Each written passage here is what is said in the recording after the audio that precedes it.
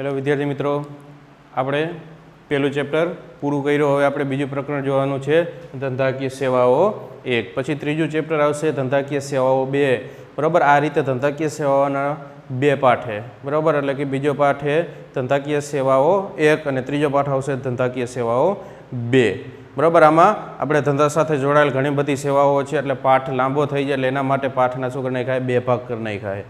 એટલે ધંધાકીય સેવાઓ 1 એના વિશે આપણે અત્યારે શીખવાનું છે। તો આપણે ધંધાકીય સેવાઓમાં ઘણી બધી આપણે જોઈ હતી, જે આપણે વાણિજ્યમાં જોયું હતું આગલા પેલા પાઠમાં, કે વાણિજ્યમાં કઈ કઈ સેવાઓ હતી, કે બેંક છે, વીમો છે, વખાર છે, વાણિજ્ય આપણે વાહન વ્યવહાર છે, સંદેશ વ્યવહાર છે, આ બધી સેવાઓ કોની સાથે જોડાયેલ છે, ધંધા સાથે જોડાયેલ છે। એટલે કે આ બધી સેવાઓ વિશે આપણે હવે એમાં ડીપમાં ઊંડાણપૂર્વક આપણે હવે શીખવાનું છે। વીમો વિશે તો વીમાનો અર્થ છે, એના પ્રકાર છે, એના સિદ્ધાંતો છે, બરાબર છે, એ બધું જોવાનું છે। પછી ટપાલ સેવા વિશે તો ટપાલનો અર્થ છે, અલગ અલગ પ્રકારની જે ટપાલ સેવા જે આપણે મળે છે એ બધું। પછી વખાર છે, વખારનો પ્રકાર, પછી વાહન વ્યવહાર અને હેરફેરની સેવાઓ, એનો અર્થ, એનો પ્રકાર, એના વિશે આપણે હવે ડીપમાં ઊંડાણપૂર્વક શીખવાનું છે। તો સૌપ્રથમ આવશે ધંધાકીય સેવાઓ પાઠ 1માં પ્રસ્તાવના। તો કે અર્થતંત્રમાં સેવાઓનું મહત્વ વધતું જાય। અર્થતંત્રમાં શેનું મહત્વ વધતું જાય તો કે સેવાઓ, કઈ કઈ સેવા તો કે બેંકની। અત્યારે બેંકની બરાબર તમે વિચાર કરો તો ઘણી બધી સેવાઓ બેંક પૂરી પાડે છે, અને ઘણી બધી સરકારી બેંક સાથે ઘણી બધી ખાનગી પણ બેંક છે। પહેલાંના સમયમાં બેંક હતી પણ આટલી બધી સેવા આપણે મળતી નહીં, અને અત્યારે પહેલાંના સમય કરતાં અત્યારના સમયમાં ઘણી બધી સેવાઓ બેંક આપે, જેમ કે ક્રેડિટ કાર્ડ છે, એટીએમ છે, આ બધું પહેલાંના સમયમાં નહોતું। અત્યારે ચેક છે, પછી લોન લેવી હોય તો ગોલ્ડ લોન એ અલગ અલગ પ્રકારની એવી બધી ઘણી બધી લોનો, એટલે કે અર્થતંત્રમાં સેવાઓનું મહત્ત્વ વધતું જાય છે। સેવાઓના કારણે સગવડમાં અથવા અનુકૂળતામાં પણ વધારો થાય। આ સેવાઓના કારણે આપણી જે મળતી સગવડ છે એ સગવડમાં પણ શું થાય, વધારો થાય। પહેલાંના સમયમાં અત્યારે દાખલા તરીકે આપણે મકાનની ખરીદી કરવી હોય તો બેંક લોન આપે છે। પહેલાંના સમયમાં આ રીતે હોમ લોન મળતી ને, એટલે કે આ જે સેવાઓ વધતી જાય તો સેવાને વધારો આપણી જે સુખ સગવડ છે એમાં પણ શું કરે છે, વધારો કરે છે। બેન્કિંગ છે, વીમો છે, ટપાલ છે, વખાર અને વાહન વ્યવહાર, આવી સેવાઓ છે। બરાબર છે, અર્થતંત્રમાં કઈ કઈ પ્રકારની સેવાઓ હોય તો કે બેંક છે, વીમો છે, ટપાલ છે, વાહન વ્યવહાર છે, વખાર, આ બધી સેવાઓ છે। અને આ સેવાઓ માત્ર વાણિજ્યના અંગ તરીકે વેપારને જ મદદ કરતા નથી। આ બધી સેવાઓ બેંક છે, બરાબર છે, બેંક, વાહન વ્યવહાર, આ બધી શેમાં સમાવેશ થાય કે વાણિજ્યમાં સમાવેશ થાય છે। અને વાણિજ્ય એ કોને સંબંધ ધરાવે તો કે વેપારને સંબંધ ધરાવે। એટલે કે જે આ બેંકની જે સેવા છે, વાહન વ્યવહારની સેવા છે કે સંદેશા વ્યવહારની સેવા છે, એ વેપારને જ મદદ કરે એવું છે નહીં, પરંતુ તેની સાથે આગળ વધીને ઉદ્યોગ, ખેતી અને અન્ય તમામ ધંધાઓને પણ મદદ કરે। આ જે બધી સેવાઓ એ ફક્ત વેપારને જ મદદ કરે એવું નથી, આ ઉપરાંત કે ઉદ્યોગ છે, બરાબર, એ ખેતી છે, અને તમામ નાના મોટા જે બધા ધંધા હોય બધાને મદદ કરે છે। બેંક છે તો બેંક અંગત વ્યક્તિને પણ મદદ કરે છે, વાહન વ્યવહાર છે તો અંગત વ્યક્તિને પણ મદદ કરે છે, એ જ રીતે સંદેશી વ્યવહાર એ અંગત વ્યક્તિને પણ મદદ કરે, ખેતીને પણ મદદ કરે। એટલે કે આ બધી સેવાઓ ફક્ત વેપારને જ નહીં પણ વેપારની સાથે સાથે ખેતી છે, ઉદ્યોગ છે, બરાબર છે, બધાને પોતે મદદ કરે છે। બેન્કિંગ, વીમો, ટપાલ, વખાર અને વાહન વ્યવહારની સેવાઓમાં એટલું વૈવિધ્ય આવ્યું છે કે તે એક આર્થિક પ્રવૃત્તિઓની સીમાઓ વટાવી ગઈ છે, અને તે કૌટુંબિક તથા સામાજિક વ્યવહારોની સેવાઓ પણ બનતી ગઈ છે। જે આપણી સેવાઓ હોય, બેંક છે, વીમો છે, ટપાલ છે, વખાર છે અને વાહન વ્યવહાર છે, એ અત્યારના સમયમાં એટલું વૈવિધ્ય, એટલે કે એટલી વિવિધતા આવી ગઈ છે કે તે પોતે એને એક આર્થિક સ્વરૂપ ધારણ કર્યું। કેવું સ્વરૂપ ધારણ કર્યું? આર્થિક પ્રવૃત્તિનું સ્વરૂપ ધારણ કર્યું। દાખલા તરીકે તમારી પાસે તમે દુકાન ચલાવો છો, નાનકડી દુકાન છે, બરાબર, એમાં તમે કોઈ જથ્થાબંધ વેપારી પાસેથી માલ મગાવ્યો હોય, માલ તમારી દુકાનમાં સમાય નથી, તમે બાજુની દુકાન તમે ભાડે રાખી, તો ભાડું રાખી એ દુકાનમાં તમે વધારાનો સ્ટોક એમાં રાખશો તો એ દુકાન એક પ્રકારની વખાર તમારા માટે કયા સ્વરૂપે થઈ? વખારના સ્વરૂપે થઈ। એ દુકાન તમારી નથી, બીજા કોઈ અન્ય વ્યક્તિની, એ વ્યક્તિને અત્યારે જરૂરિયાત નથી, તો એ દુકાનનો ઉપયોગ તમે કરશો ને એ વ્યક્તિને દર મહિને નક્કું કરેલું શું ચૂકવશો તો કે ભાડું ચૂકવશો।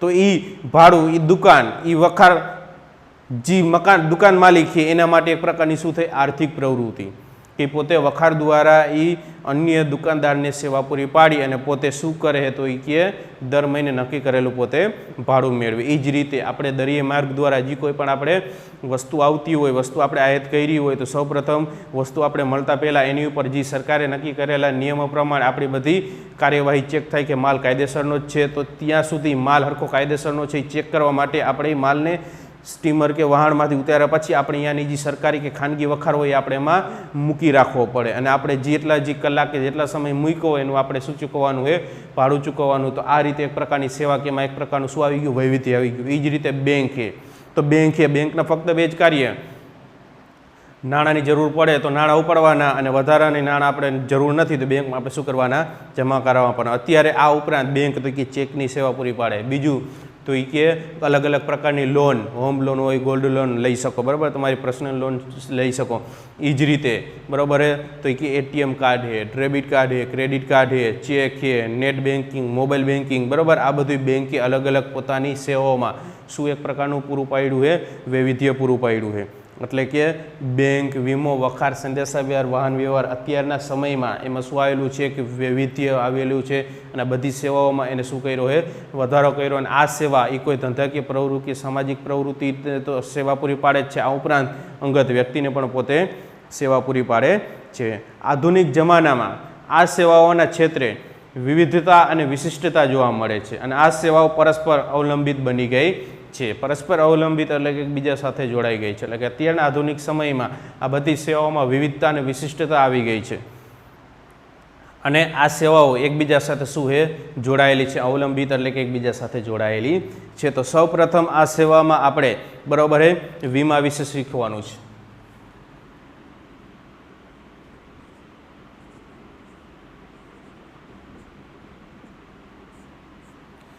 વીમો શબ્દ તમે અવારનવાર સાંભળેલો છે. એ જ રીતે કોઈ ટેલિવિઝન, ટીવી હોય તો ટીવીમાં પણ આની ઘણી બધી એડવર્ટાઈઝ આવતી છે. આ વીમો શું છે, વીમો કોને કહેવાય, બરાબર. આ શબ્દ જાણતા પહેલાં આપણે એનો અર્થ સમજવો પડે કે વીમો શું છે, વીમો કોને કહેવાય, કોણ ઉતારી શકે, કઈ વસ્તુનો ઉતારવાનો હોય, કોનો ઉતારવાનો હોય, કઈ રીતે ઉતારવાનો હોય, બધી બાબત આપણે હવે સમજવાની છે. તો કે વીમો એટલે એમાં બે પક્ષકારી છે. જેમ આપણે વેપારમાં બે પક્ષકાર જોયા હતા, વીમામાં પણ કેટલા પક્ષકાર છે, તો કે બે પક્ષકાર છે. વીમો એટલે બે પક્ષકાર વચ્ચેનો એવો લેખિત કરાર.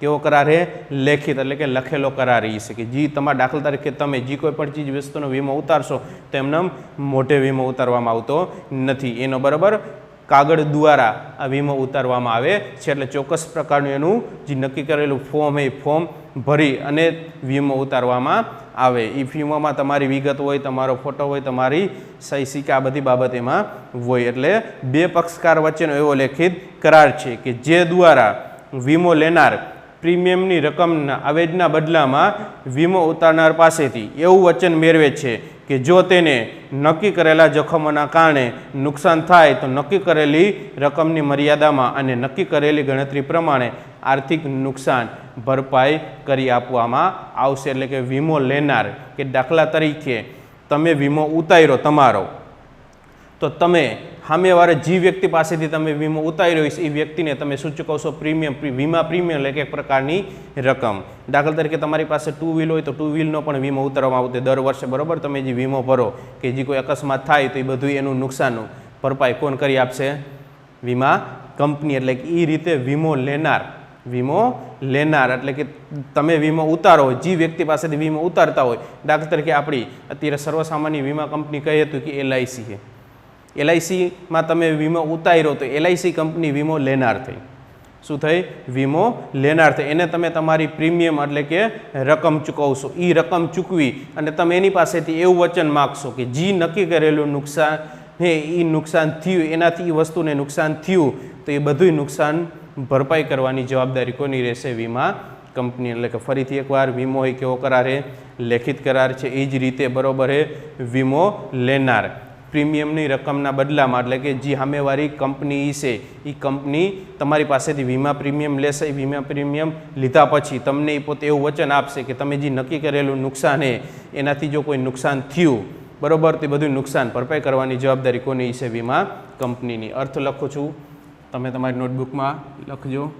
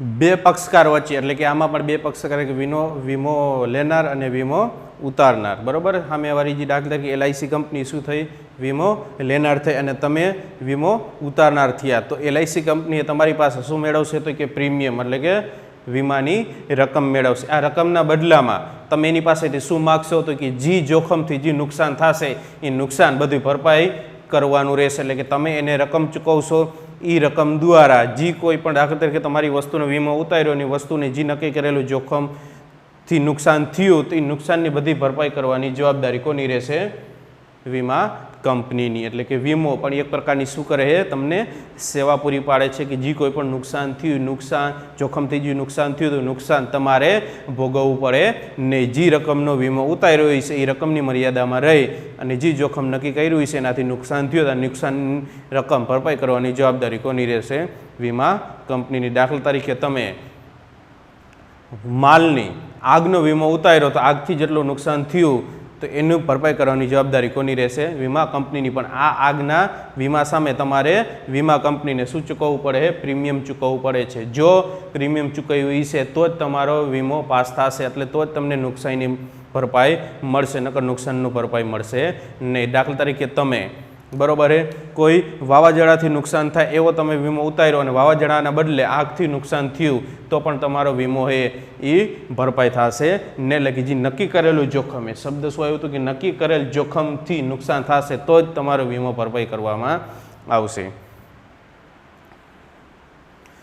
વીમાના લેખિત કરારને વીમાની પોલિસી કહેવા ઓળખવામાં આવે છે. જે વીમો તમે ઉતારશો તો જે નક્કી કરેલું જે ફોર્મ ભરવામાં આવતું હોય છે એ ફોર્મને શું કહેવામાં આવે છે, વીમાની પોલિસી. એટલે કે MCQમાં કે એક વાક્યમાં પૂછે કે વીમાના લેખિત કરારને શું કહે છે,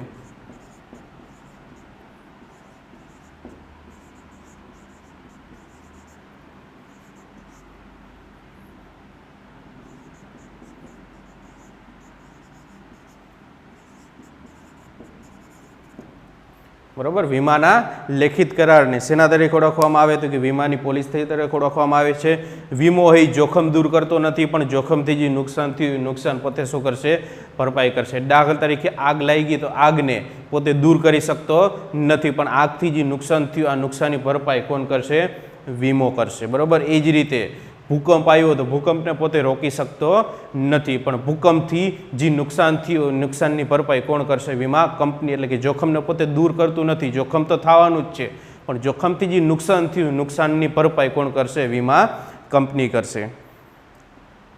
એટલે કે જોખમથી જે આર્થિક નુકસાન થયું આર્થિક નુકસાનનું વળતર કોણ આપશે, વીમા કંપની. ફરીથી એકવાર એનો અર્થ બરોબર છે તો એ કે બે પક્ષકાર વચ્ચેનો એવો લેખિત કરાર છે કે વીમો લેનાર પ્રીમિયમના બદલામાં બરોબર જી વીમો ઉતારનાર પાસેથી એવું વચન અથવા તો ઉતારનારને એવું વચન પોતે આપે છે કે નક્કી કરેલા જોખમથી જો નુકસાન થશે તો એનું ભરપાઈ કરવાની જવાબદારી વીમા કંપનીની રહેશે, એવું પોતે જવાબદારી સ્વીકારે છે. અને વીમાના લેખિત કરારને વીમાની પોલિસી તરીકે ઓળખવામાં આવે છે. હવે એના સિદ્ધાંતો જોશું, બરોબર. વીમાના સિદ્ધાંતો, બરોબર. વીમો કયા કયા સિદ્ધાંત દ્વારા પોતે કામ કરે છે અથવા તો વીમામાં કયા પ્રકારના સિદ્ધાંતો રહેલા છે.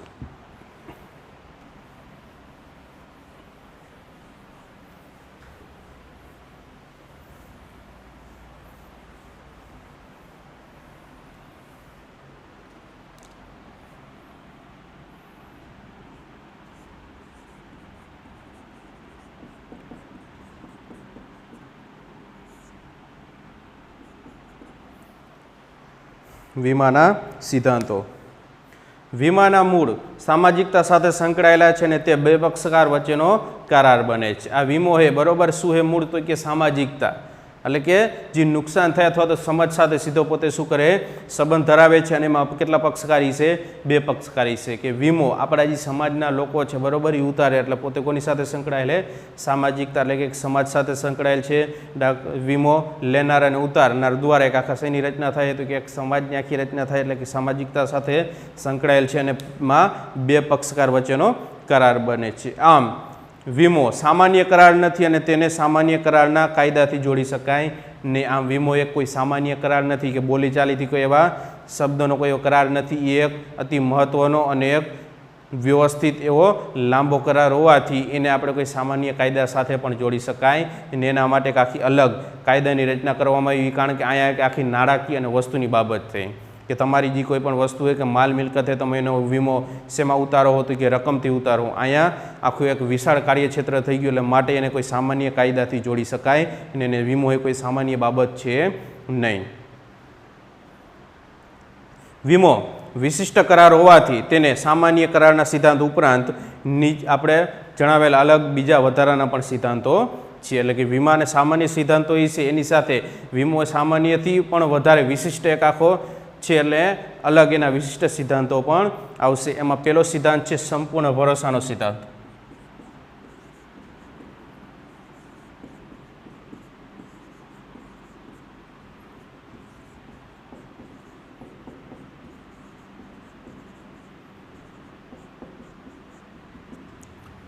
પહેલો સિદ્ધાંત એ સમૂર્ત ભરોસાનો સિદ્ધાંત. પછી બીજો છે નુકસાન વળતરનો સિદ્ધાંત. ત્રીજો આવશે વીમા યોગ્ય હિતનો સિદ્ધાંત અને ચોથું છે હક બદલાનો સિદ્ધાંત. એમાં પહેલો આપણે સંપૂર્ણ ભરોસાનો સિદ્ધાંત એ બરોબર. આ સિદ્ધાંત તો એ કે 3 માર્કમાં પૂછી શકીએ અથવા તો 2 માર્કમાં એ રીતે પણ પૂછે કે વીમાના સિદ્ધાંત તો ખાલી આપણે મુદ્દા જ લખવાના થાય અને 3 કે 5 માર્કમાં પૂછે તો મુદ્દા લખીએ અને અંદરનું પણ લખવાનું થાય.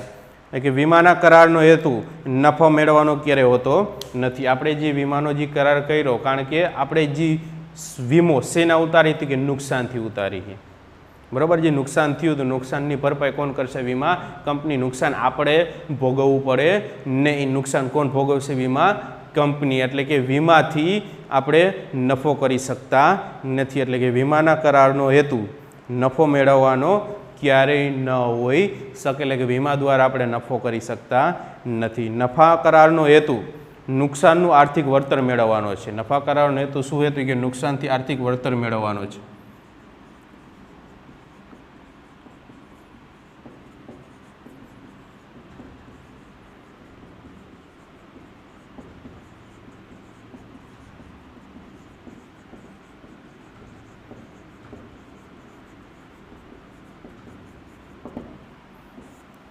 વીમા કરારનો હેતુ શું? આપણે વીમો શેના માટે ઉતારી હતું કે આપણે જે આર્થિક એટલે કે નાણાંમાં જે નુકસાન થાય એ નુકસાનનું આપણે વળતર મળવું જોઈએ.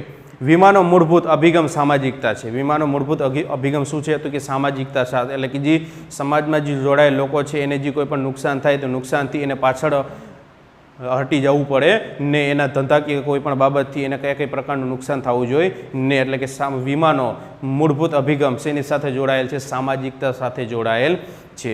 આથી વીમાના પક્ષકારોએ પરસ્પર સંપૂર્ણ ભરોસો રાખવો પડે.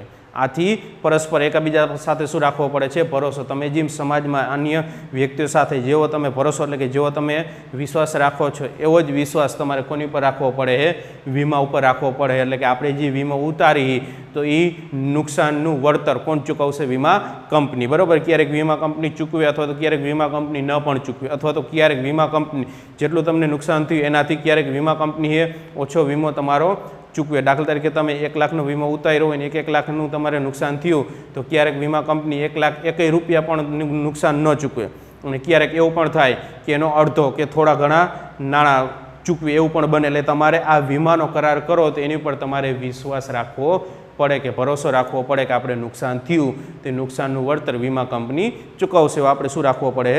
વિશ્વાસ રાખવો પડે. જ્યાંથી બંને પક્ષકારો વચ્ચે જ્યારે આપણે વીમાનો કરાર થાય ત્યારે બંને પક્ષકાર વચ્ચે શું કરવું પડે છે? તો એ કે ભરોસો રાખવો પડે છે. કરાર કરતી વખતે બંને પક્ષકારોએ પરસ્પરની જરૂરી હોય તેવી વીમા વસ્તુ અંગેની બધી જ માહિતી આપવાની હોય છે. એટલે કે જ્યારે આપણે વીમાનો કરાર કરીએ તો વીમાના કરારના સમયે આપણે જે કોઈ પણ વીમા કંપની આપણી પાસેથી જે બધી માહિતી માગે તે બધી માહિતી તમારે એને આપવી પડે છે. દાખલા તરીકે તમે તમારા મકાનનો વીમો ઉતારો, બરાબર, કોઈ પણ કંપનીમાં તમે તમારા મકાનનો વીમો ઉતાર્યો તો મકાનને લગતી બધી બાબત તમારે વીમા કંપનીને આપવી પડે છે. એટલે તમારા મકાનનો દસ્તાવેજ હોય કે મકાનની કોઈ પણ જે બાબત માગે કંપની, તમારે બધી સાચી માહિતી તમારે એને આપવી પડે છે. વીમો લેતી વખતે માહિતી છુપાવવામાં ન આવી હોય છતાં જો કરાર ઉપર અસર કરતા હોય તો એ એક પક્ષકારે બીજા પક્ષને આપવાની હોય છે. દાખલા તરીકે તમે વીમો ઉતારો અને વીમા કંપની, બરાબર, કોઈ માહિતી એવી જરૂરી ન હોય પણ એ સીધી માહિતી વીમાને અસર કરતી હોય તો તમારે એ એક પક્ષકારે એટલે કે વીમા કંપનીને તમારે આપવી પડે છે. એટલે વીમો લેતી વખતે જો કોઈ માહિતી તમને એવું લાગે કે આ માહિતી કોઈ સામાન્ય છે, આનાથી વીમાને કોઈ અસર પડે એવી નથી, પણ એ અસર સીધી વીમાને કંપનીને પડતી હોય તો એ માહિતી તમારે એક પક્ષકારને બીજા પક્ષકારે આપવાની હોય છે. કોઈ પણ માહિતી છુપાવીને કરેલા વીમા કરારને એક દગો કહેવામાં આવે છે. અને અહીંયા સંપૂર્ણ ભરોસાના સિદ્ધાંતનો શું થાય છે? ભંગ થાય છે. એટલે કોઈ માહિતી તમે છુપાવી અને વીમો ઉતાર્યો હોય તો અહીંયા શું થયો કહેવાય? તો કે દગો થયો કહેવાય છે. અને અહીંયા સંપૂર્ણ ભરોસાના સિદ્ધાંતનો શું થાય છે? ભંગ થાય છે. જ્યારે પણ વીમાના પક્ષકારને ખબર પડે કે સંપૂર્ણ ભરોસાના સિદ્ધાંતનો ભંગ થયો છે ત્યારે વીમા કરારને રદ સમજવામાં આવે છે અને વીમો લેનારને તેના ભરેલા પ્રીમિયમની રકમ પરત મળી શકતી નથી અને જો જોખમ થાય તો એનું વળતર પણ મેળવવાનો એનો હક રહેતો નથી. એટલે કે દાખલા તરીકે તમે વીમો ઉતાર્યો, વીમા કંપનીને એવું જણાય કે આ વીમો ઉતારનારને આ વસ્તુમાં એનો કોઈ પણ જાતનો હક નથી. આ સંપૂર્ણ ભરોસાના સિદ્ધાંતનો જો ભંગ થાય તો જે નુકસાન થયું એ નુકસાન તમને મળવાનું નથી અને તમે જે વીમાની જે પ્રીમિયમની રકમ ભરી છે પ્રીમિયમની રકમ પણ તમને પરત મળશે નહીં અને અહીંયાથી તમારા વીમા કરારને બંધ કરી દેવામાં આવે છે. તો આ પહેલો સિદ્ધાંત હતો વીમાનો સંપૂર્ણ ભરોસાનો સિદ્ધાંત. બરાબર, આપણે વિડીયોમાં જોયું પ્રસ્તાવના, વીમાનો અર્થ અને વીમાનો સિદ્ધાંત. આટલું જે આપણે ભણ્યા એમાં કોઈ પણ જાતનો તમને પ્રશ્ન હોય તો ન સમજાણો હોય તો કમેન્ટ બોક્સમાં જણાવજો, જેથી કરી ફટાફટ એનું સોલ્યુશન આવી શકે. Thank you.